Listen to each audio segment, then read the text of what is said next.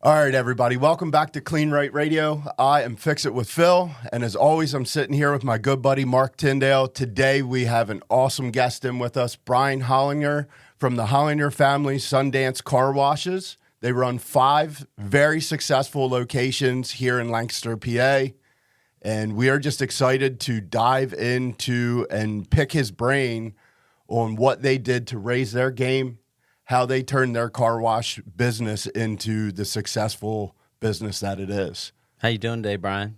Good morning, gentlemen. Doing well. Thanks for having me on today. Yeah, thanks for coming. Before we get too far, I want to, as always, thank Simon Eyes. Simon Eyes, we appreciate you. Thank you for the sponsorship. So, Brian, where did it all start? I mean, I think knowing your family, you've been in this, 5 decades? Just about, yeah. 5 decades-ish. And it's you, your father, your mother, your wife. That's right. The whole fam, which is a great family business. Mm-hmm. So where were your car washes 50 years ago? We're going to talk about this a little bit. Where were they 20 years ago? Where were they 10 years ago? And where they are now? Because it's kind of the pattern that we're trying to get across in our podcast. So let's start with, where were you for the first 25 years? Sure. So company started in 1972. My grandfather, Aaron Hollinger, he was a partner with another gentleman in another industry, and then they had an opportunity to buy a car wash in Lancaster. Pretty old, small, rundown, a couple self-serve bays, nothing too exciting, but that was pretty much the scene, I think, in the 70s. And with that, they realized they liked that business model and started to acquire other car washes as they came up for sale around Lancaster County through the 70s and 80s. At that point, they were all just kind of one-off. The car washes were just named the town name, nothing, nothing That's branded. A story The standard. I've been there. Yeah. I've done that. So, and it wasn't until my dad got involved in the company in 1985 that he wanted to bring everything under one umbrella, create a brand name that he could tie all the sites together and give customers, the confidence to know that, when they go to one Sundance, hopefully they have the same type of experience, same type of equipment at all sites. Yeah, that consistency. So it took a long time to go through and renovate multiple sites, but that was, in the 90s. That's when the Sundance name officially was applied to different locations, and then. So you did, not to interrupt you, but Yeah, you sure. did logo. You went with a color scheme. That's right. You standardized your equipment offering, and you standardized your pricing and your packages. So just to be clear, They branded it. they branded it. Yeah, some of those more than others in the 90s. The name, the branding colors for sure. The equipment was, some sites had the same equipment. Other sites had some one-off things that took a little while to kind of filter those things out. So we had the finances to replace those. But that was the long-term plan. And then, so a lot of sites went through a kind of a renovation phase in the 90s. Then that got us, down the road to maybe about 10 years ago. We kind of looked at everything from kind of a fresh perspective. I had the opportunity to travel across the country just for a couple of different things in life, but one thing I was doing was looking at car washes. At that point, express tunnels were coming in all over the country, especially bigger cities like around Salt Lake City. Spent a lot of time out there, just seeing all the new technology, the new building designs, just a lot of fresh takes that we haven't seen in the car wash industry before. So that kind of got me thinking, like, all right, our business model in self-serve and in-bay is a little different, but from the customer's perspective, we're still washing cars. A self-serve and in-bay still gets compared to an express tunnel, whether we like it or not. It's just like grocery stores. You're still going to a store to get food, even though you might have a totally different experience. So I try to take what we kind of observed from express tunnels and stuff, just different things they were doing to kind of up the car wash industry game, and try to bring that back. Some things that maybe we haven't seen in Pennsylvania, before. And in the last couple of years, a lot of those trends have caught on. Just looking at, focusing on things for the customer experience, bringing efficiencies with new modern equipment to save on utilities, to cut down on maintenance expenses. We always have maintenance expenses, but if we can make processes a little simpler, it makes a big difference at the end of the year with labor costs. Yeah, sure does. So walk us back just a little bit on the decision making. Was it you felt like I had to do this to just take it to the next level, or it was just time to do it? Or were you looking for a revenue boost because you saw what the expresses were doing? Because, I know this, that the motoring public, they see all car washes as car washes. They see new car washes as just new car washes. Mm-hmm. They are not as sophisticated to know, hey, that's an express. They know they get on a conveyor. They know it's a little different. But our perspective, probably everybody in this room, is the way to compete is to get your car wash to have that curb appeal and to have that branding, and mm-hmm. you can and will compete if you do that. So what were the hot things 10 years ago that you guys were thinking, if we do this will be new to the area? Yeah, like what was your thought process? What got you to the point of saying, like, I need to go around, look at these new sites that are going up? Were you chasing maintenance a little bit more 10 years ago? And yeah, so I think a lot of it started with even just my role as kind of the third gen part owner, stepping into that role, just realizing what do I need to do to take the business to the next level for the next generation of owners and staff, but also next generation of customers. Seeing that app-based technology is huge in every industry, thanks to big companies like Amazon and such. But often even just think about our app. That's something that we developed a number of years ago as part of this rebranding, giving customers more ways to make purchases, try to streamline certain processes. And that was huge that we rolled that out a year or so before COVID, and the app exploded in 2020 because people didn't want to touch our pay systems. They wanted just to scan their phone out their window, and so for in-bay customers that was massive, and that really kind of was a launching pad, realizing like we need to keep going with this because there's a lot of demand, and especially post-COVID. Any business has drive-throughs and apps, those industries are really booming. So we just need to be on that. To go back to your question, Mark, about like kind of what initially kind of started the process. I ask myself frequently, even to this day, is like, what can we do to make this better? How can we make this better from the customer experience perspective? From that perspective, it's like, all right, what can we do that makes their process of purchasing and getting their car washed maybe faster, more efficient, more enjoyable? What can we do to like take any little bit of friction out of that process and make it maybe a little more pleasant than they were initially expecting?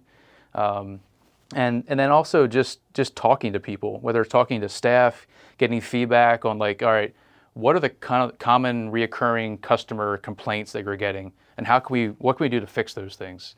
Or just talking to the customer, like, hey, what was your experience like? What if we would do this? Would that make your experience better or worse? And just using some of those feedbacks, perspectives on what to address.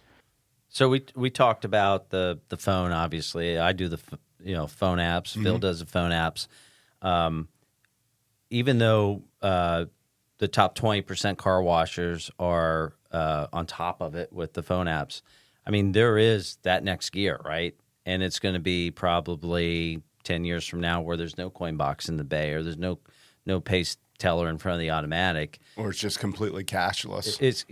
I mean, I see that going that way. I know Ford just got a patent. Yep. And you're literally going to be able to use your Apple Pay right through your radio in your car.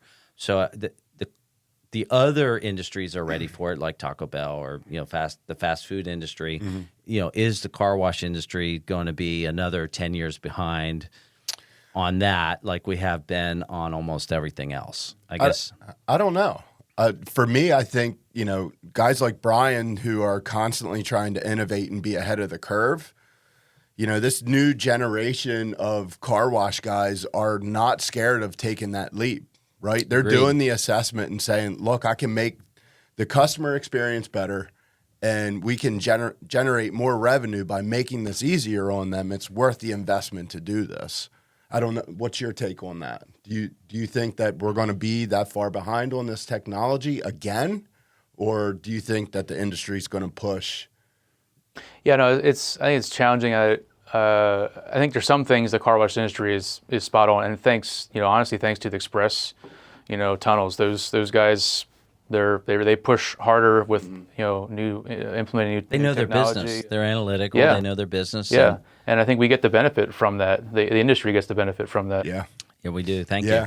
Yeah, and I mean that from the bottom of my heart. Thank you. Yeah, like they helped us change what we're doing. Help most of us or some of us change what we're doing. Yeah. So do you see 2 years from now everybody being quarterless? I mean, if you're not quarterless already. Yeah, that's interesting. It's something that our company's been working through. So we remodeled a site in 23. We still take quarters. We just don't give them out. We don't provide change machines. That's a first step. Yeah, that's because tear that that Band-Aid off, Ed and Brian. Tear it off. That's a good way to filter that out. And in place of change machines, we're putting bill breakers in. So we want people to start putting in 1s, 5s, 10s. 20s. Someone once told me, like, you don't want to limit the ways that a customer can pay for the services you offer. Now, going from quarters to cash, I don't feel like that's limiting people. I think that's just helping them be more efficient. Honestly, you're making it easier by taking the quarters away because they don't have quarters most of the time. Yeah. I'm not sure, at least our town, I'm not sure if we're quite ready yet to go fully cashless. We still have, it varies because we've got multiple sites around Lancaster County. Some of our sites are probably 70, 80% card-based payments. Other sites, it's the other side. I mean, it's 30, 40%, and it's just every town is a little bit different culture. And so for us to do one thing that affects the different cultures that we serve within our county. Let me ask you a question. Are those other sites, have you done the same thing that you did to the other three? Yeah. You've done all the upgrades, you've done the building, you've done everything. You offer them, because you guys offer a full line of services. So it's interesting going from eastern part of the county to the western side. There's different spending habits. It's different culture. Eastern Lancaster County, much more conservative based, more conservative Mennonite foundation there. Just different ways of spending money versus sites around the city who has much stronger Hispanic population. So just different spending habits, different cultures. So we want to be sensitive to the people that we serve and not cut off certain folks that have certain spending habits. We see that in some other migrant communities where they don't want to get rid of quarters because there's not a lot of cards. But it's a very interesting perspective to still take quarters, know that you are like working towards trying to get rid of them. So instead of not taking them anymore, just not offering to supply them. Right? That's right. It's a great way to lead your customers to what you want them to do. Well, and I know in my experience, we were just supplying them to the laundry mat that was down the road of any site. So. Or the Dunkin' Donuts manager. We get that problem pretty frequently. Dunkin' Donuts manager. So. We talked to him. He's like, "Hey, the bank's not open at 5 a.m." It's like, well, you should just plan better. So. Yeah. Well, and our other problem was that the bank didn't want the coins.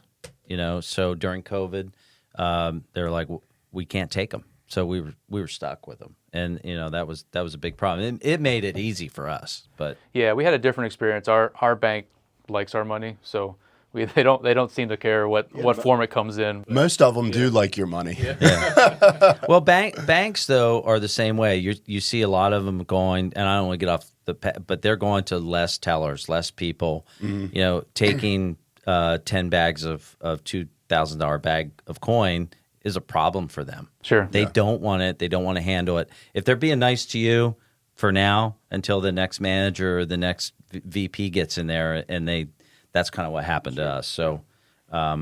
I just want to hit, before we go too far, you said that you had done a lot of traveling, a lot of... we call it market research, really. Yeah. Thank you. Yeah. A lot of market research on the different expresses across the nation.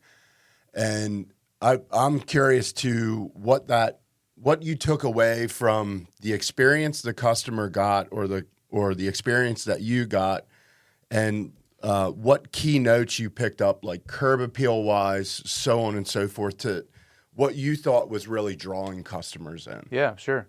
You hit on the first one, the curb appeal. A lot of new expresses put a lot of money into building design. It's unique. It's extremely branded. It's kind of one-off experience. So we looked at that, and I don't like to follow. I like to do my own thing. So knowing that was one area we wanted to focus in, we worked with a local architect, came up with a one-off building design that kind of had more of an industrial kind of feel, because that's my personal preference, but also it's one of those things that people know, like it has a purpose. There's a machine that washes your car, and this is the building that houses that machine. And so we wanted something that kind of just stood out from other sites. It wasn't an old tin building with holes in it and brown. Which is what we see when we look at pictures. Flat roofs, we had a few of those a few decades ago. But nowadays buildings are taller. Customers often ask, like, what's in the second floor?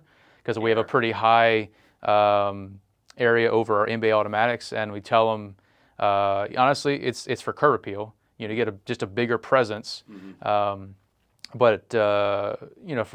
Honestly, it's for serviceability. We have heated troughs that go through the attic. All the supply lines drop down into each wash bay.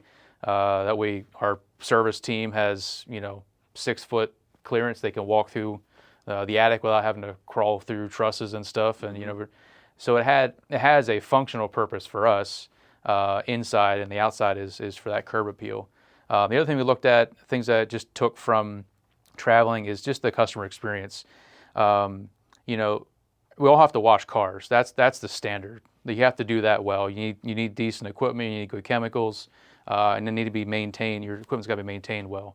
But beyond that, that's what kind of sets you apart from other people. So LED light shows, intentional, fragrances that just evoke, kind of like nostalgia or memories. We have one great customer. He's with us for many years. He loves bringing his grandchildren in to the car wash. He's got a newer truck with a glass roof, and so he loves the light shows. He turns on like one of the songs from Willy Wonka, and he got the bubblegum fragrance, from our soaps, and he's like, it's just this nostalgia experience, and he loves taking his grandkids along for that ride to share those memories. And he's one of our biggest fans. He's an awesome guy. He's the guy that reaches out, sends me a random text like, "Hey, thanks for just providing a great service. Your staff are friendly. My truck's always clean. Like, I just wanted to let you know how much I appreciate it." Yeah. And those are the moments that like get you through the tough days. A lot of times, especially in my role, when I hear from customers, it's all the hard negative things that went beyond the standard layer of customer service, and they escalate to they need the manager or owner to get involved in whatever's going on. So it's really refreshing when someone goes above and beyond and makes sure they're letting you know like how much they appreciate what you're doing, and that kind of gives you the fuel to get through the tough days. Well, let's talk a little bit about, okay, so you made the moves you had to do, and I know I copied my light shows from you guys, and it worked out. People will say to us here at Kleen-Rite all the time, "Oh, that seems expensive." Not when you see what it does, right? Mm-hmm. When you you can't just put a light show in an old brown building and expect it to. You have to do a little bit more, right? But it does work. It's an expense. It's part of your curb appeal that you need to do to compete. But if we back up, when you guys made your I would say your big move with the new architecture and the new equipment and everything, were you looking for like a 10% bump in your sales or 20% bump or 2x, 3x? What was the effect of that? Yeah, that's a good question. The first one we did, I think that was 2018, I believe, was the first one. And I'd say that was kind of one of the smaller renovations. We didn't really know. We were a little conservative on how much we spent, just because we didn't know what to expect. It was the first time we're doing a full rebranding, renovating an existing building, just kind of a whole new facade and then all new equipment inside. We were pleasantly surprised. That's probably the biggest thing we learned, is that site had 5 self-serve bays and 1 in-bay automatic. We kept that same format, just put all new equipment in there, refreshed the whole site. The thing that we didn't realize is that when you put something in that's cleans cars really well, better than the old equipment ever did, you get a lot of new customers, and the word of mouth just spread like fire. That site, we have lines to the road almost every day for the in-bay. You think you should have put that other in-bay in? Oh, we should have put 2 or 3 in there. But we didn't know. Hindsight's always 20/20. Yeah. And so when it came time to do the next site, we did the next one a couple years later. We put 2 in-bays in. Again, we were a little conservative. We know we wanted more than one, but weren't sure if the community was ready for 3 or 4 in-bays. We just didn't know what the community would support. So we did another one a few years later. Did 2 in-bays, removed one of the self-serve bays, made it into an in-bay instead. Now there's just 2 long lines all day there. So it's interesting. We're washing more cars than we ever did. It brought in customers that we didn't have before. And your newest one has 3. Newest one has 3, yeah. And so we'll see what next year holds. Bigger each time. Yeah. Bigger each time. But it goes back to, we talk about the kind of the post-COVID, all these, you look at the food industry, a lot of these new models, they're going like really heavy on the drive-through, and they're cutting out dining rooms. So apply that to the car wash industry, what we do, it's like maybe there's fewer people. You still need to have self-serve bays so the guys want to hand wash their car, but maybe you don't need like 5 or 7 of those. Maybe you just need 2 or 3 or 4. But get some more in-bay automatics, because that's what the next generation is used to, like getting either groceries delivered or going through drive-thrus to pick up things. There's less hands-on interaction in this next generation than what we've seen in years past. So giving people the ability to go through in-bays. The biggest issue that I saw, like when I was back looking at express tunnels and just what the industry is doing, they're fast. In-bays are generally not fast compared to them. However, we can combat that by putting multiple in-bays on a site. 2, 3, maybe 4. Marc, I know a few sites has 4 in-bays, and it's like those are the things we can do to give the customer the same experience as an express. They pull up, just choose the shortest line, it gets them through pretty quickly. And then also we're open 24 hours, so that's the other edge that we have when we're stacked up against an express. The other edge you have that I have is you can go touch free or soft touch. That's right. So the touch frees, actually, because there are so many expresses, our touch frees are actually up a little bit. Our soft touches are down a little bit. So as long as you have, I don't care which one's up or down, as long as you have both. That's right. Yeah, that's another thing we did back when we started rebranding all the sites. We wanted to add new services, things that we have never done before. And part of that was finding an equipment supplier that would allow us to offer both options. We wanted to offer a couple tiers of touch-free washes and a couple tiers of touch or of soft brush washes. And it's something that not a lot of companies do it. Not a lot of companies do it well. And so that's part of like traveling around, looking at different sites, going to trade shows, seeing what equipment manufacturers could really do both well with the same piece of equipment. So building a combo machine. I think you made a really good choice. Yeah, we had some good people helping us along the way. Little plug. But it's one of those things that when I personally have hobbies, cycling and boating and stuff. So like my vehicles have racks and stuff on it, and so like a brush wash is not always the best fit for a lot of vehicles like Right. that. But touch free is fine. So I want to be able to offer something that, looking at express washes, like maybe they can turn off certain brushes or something where those kind of vehicles go through, but you have to have people there to push those buttons and make that happen. Yeah. Everything we did has to be able to function 24 hours a day without the direct input from staff on site. And so yeah, just being able to offer something for all preferences, whether it's a friction or touch free. I love what you said about because I experienced this myself. Add an extra in bay, make your equipment room a little bit bigger, maybe lose just one self-serve bay. I mean, I still think that there's a lot of runway for the self-serve bays if we do it right, and if we aren't afraid to charge what you should be charging for a self-serve bay. The great thing about the self-serve business, and we didn't touch on it today, is that 20-30% of those people fell out of the market because Expresses bought them, or they just closed up and became something else. And, it's a supply and demand thing. So the less self-serve bays, the good operators that have great self-serve bays, even if you're charging a premium, there's a ton of runway for self-serve bays. Yeah. Just to bolt on to your 3 or 4 or 7 in bays that you have. Yeah, that's right. It's one other thing we didn't, like you said, we didn't touch on a whole lot. As far as our self-serve bays, part of this rebranding process was just, in self-serve, it's about selling time. But in order for people to spend more time, they have to have a good experience. They have to enjoy what How many functions do you have in your self-serve? we have 12 position Nice. various switches at all the sites. So adding some extra waxes, a couple different types of fun soaps and stuff that just add more options for people. And it's fun, especially in the summer. We're getting to the end of the school year.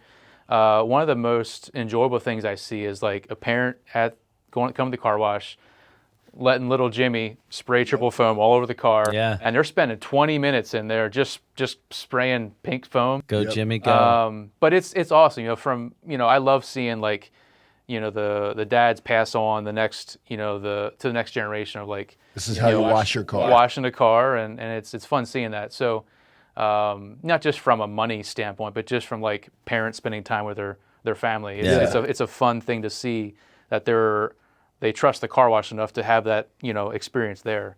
And so just seeing those things kind of get me thinking like, all right, is there anything else we could add that would make this more fun, exciting? I don't have a specific list in mind, but those are things when I just observe a lot and just try to always ask the question like, how can we make this a little better, whether it's from like the customer experience perspective or equipment efficiencies as far as saving on utilities or saving labor. The other thing that one of the things that picked up many years ago, I'm not sure where I even got it from. It's not mine, so you can't quote me on it. But one thing we try to do a lot is just continuous incremental improvements. So like everything we do, just try to take it up a little notch every once in a while. Just keep moving forward. So you guys completely redid your sites, rebranded everything, new equipment, the whole 9 yards, but every day you're still asking yourself, how can I do this better? Absolutely. Right? You're still constantly assessing your process and saying, how can we do maintenance better? How can we provide the customer with an even better experience than what we're giving them now? And it works. Right. And speaking of what works, I had a great time today. I mean, we got to cut this one off a little bit here. And Brian, you made this better today. Yeah, absolutely. We really needed this. America needed to hear from somebody other than Phil and I all the time. Yeah. But we appreciate it. I mean, you do a great job, and we wish that truly part of the 20%. Yeah, definitely top of the 20%. So thanks again, Phil. Thank you. Thank you, Mark. Thank you, Brian. Appreciate you being here. And thank you, Simon Eyes, for the sponsorship. And we will see you guys on the next one.